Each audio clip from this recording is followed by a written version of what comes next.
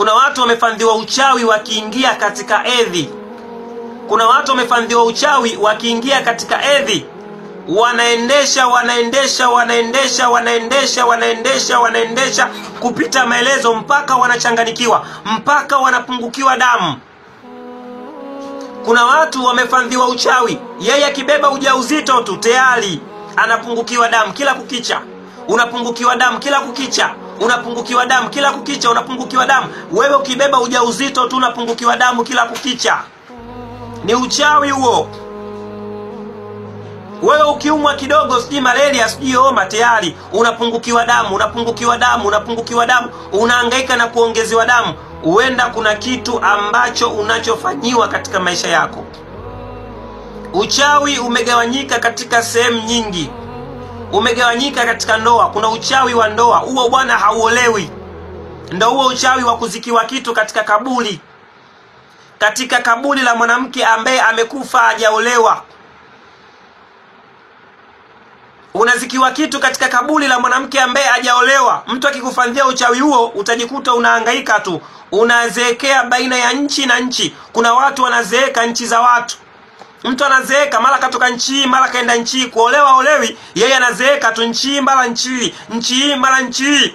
Lakini sasa je, unawezaje kusaidiwa dhidi ya huu uchawi ambao uliokuwa umelogezewa? Kwa maana wewe uzeekee katika maisha yako pasipo ndoa, pasipo kuolewa, na ukifanya masiala utaishia hivyo hivyo, utazeeka pasipo kupata ndoa.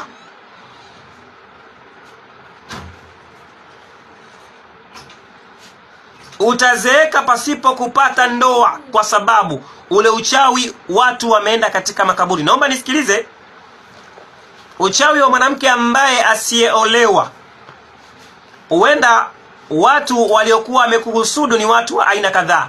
Huenda mpenzi wako ambaye mliachana naye mkaekeana ahadi, maana kuna wengine mmeekeana ahadi, utapata shida wewe hautooa wewe, labda mimi nife. Kuna mwingine alishakwambia kwamba wewe hautooa wewe, labda mimi nife. Kuna mwingine alishakwambia kabisa kwamba wewe unaniacha mimi, wewe hautoolewa, labda mimi nife.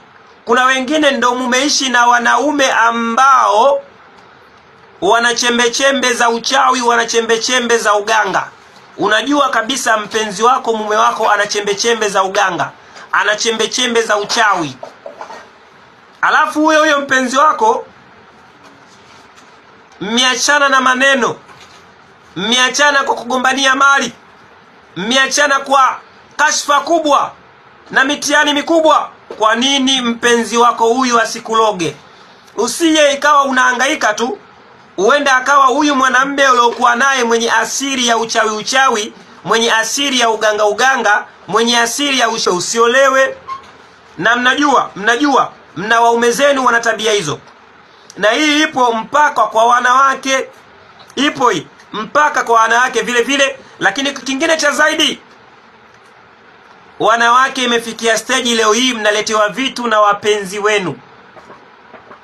Mpenzi wako, mume wako anakuletea kitu, anakwambia dawa hii ogea, anakwambia dawa hii vaa kiononi utafanya biashara sana, anakwambia dawa hii kaweke kwenye biashara yako, dawa hii ogea. Hujui hiyo dawa kaichukua kwa madhumuni gani, hujui hiyo dawa ya nini, hujui hiyo dawa kakunuia wewe vipi, hujui. Wewe unachukua hiyo dawa unaenda kuitumia.